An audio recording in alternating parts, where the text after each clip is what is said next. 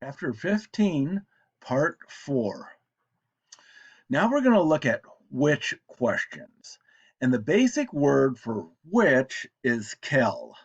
But we're going to see that it can mean either which or what, but the idea is that there's a limited number to choose from. That's not like you're like, um, what is your favorite dog? It's like, which dogs are your favorite? A limited number to choose from um, in in the sense of the construction. So in this sentence, quel chien aimez-vous? Which dogs do you like? Now, there's not an infinite number of dogs to choose from. Um, uh, or normally, or whenever there is not an infinite number of dogs to choose from, I guess there's probably some math problem where there's an infinite number of dogs. Um, we would ask quel. Now, so this quel is acting like an adjective in front of the noun. So which dog, so degrees in gender and number, do you love? And so we've got inversion here as a typical question word. So which dogs do you like? Which dogs do you love? Or what dogs do you like? We can say that in English, but which we would use, it has to be quel in uh, uh, French because we're choosing from a limited number of dogs generally. Quel can also be an exclamation like what a. Now I think we've seen that for comment. So we might have a sentence like quel fardeau. Fardeau is a burden. What a burden. So that's not a question word, that's an exclamation. What a. Now, which questions can also be like, which one do you like? In that case, which is being used as a pronoun, and we would use lequel, laquelle, lesquels, or lesquels for basically meaning which ones. So if we ask lesquels aimes-tu, that would be asking which ones do you like? We know what we're talking about. It's a pronoun there. So I could hand you a box of chocolate and say lesquels aimes-tu, and that could be translated as which ones do you like. Now we could also translate it as which do you like, um, because we don't need to have that once. But in French, it has to be lesquels. You can't just say quel aimes-tu. Quel is an adjective, and you have to put it in front of a noun. Lesquels when it's used as a pronoun. Now, we've seen lequel used as a relative pronoun, and when it combines with a and de, it forms auquel and duquel, and we can use these as questions words also. So auquel and all the different forms of auquel, and auquel, would mean to which ones. Uh, so if we had the question, auquel manges-tu? That would be a something mange-tu, and so this would translate as at which ones do you eat? So it must be referring to something like restaurant something. At which ones do you eat?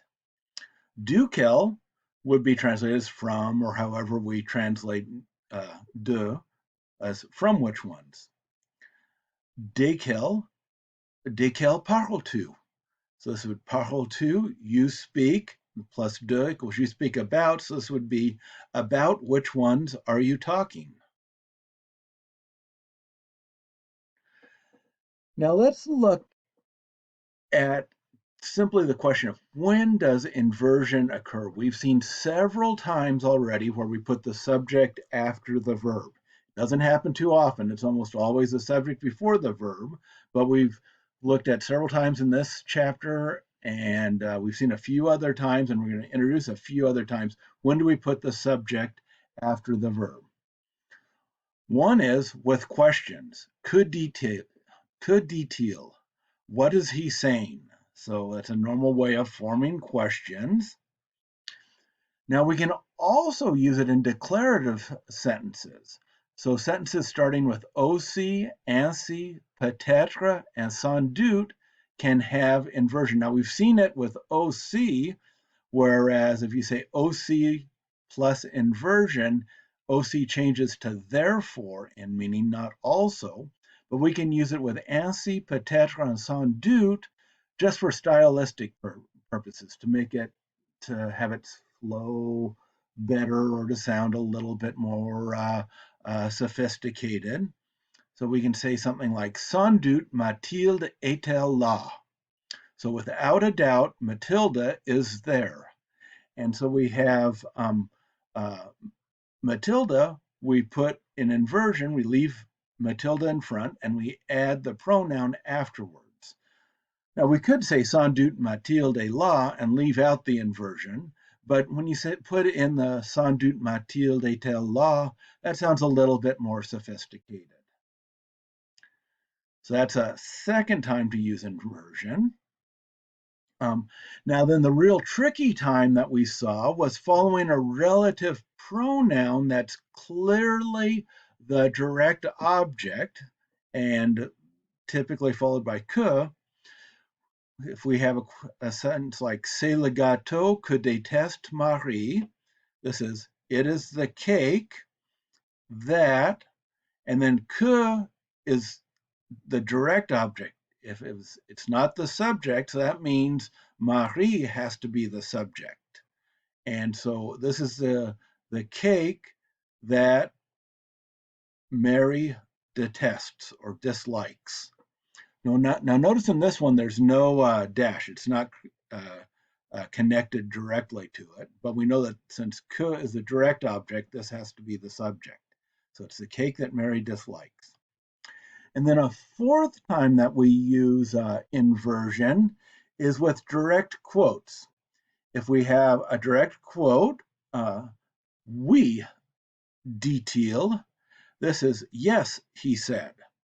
Or we could say dit-il or répond-il.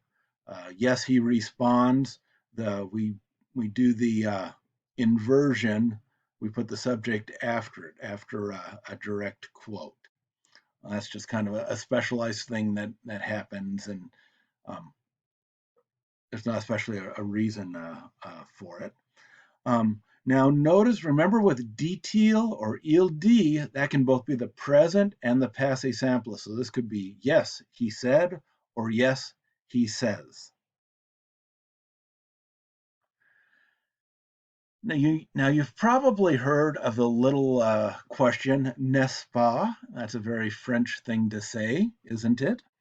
It's a phrase stuck on the end of a sentence inviting the listener to agree with the speaker, usually translated as isn't it, or isn't he, or isn't she.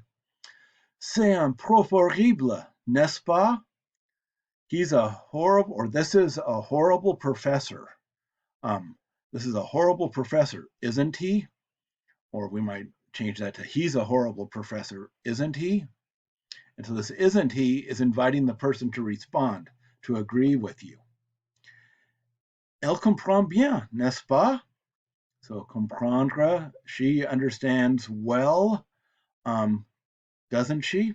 And we might not necessarily say she understands well. We might just say she understands, doesn't she? And the doesn't she is asking the person to indicate whether they agree with us or not. So this Nespa is just stuck on the end, and it's translated, isn't he, doesn't she, isn't it, something like that. So here's the final set of exercises for Chapter 4. Work through them carefully and write down your answers, and then check your answers on the next video.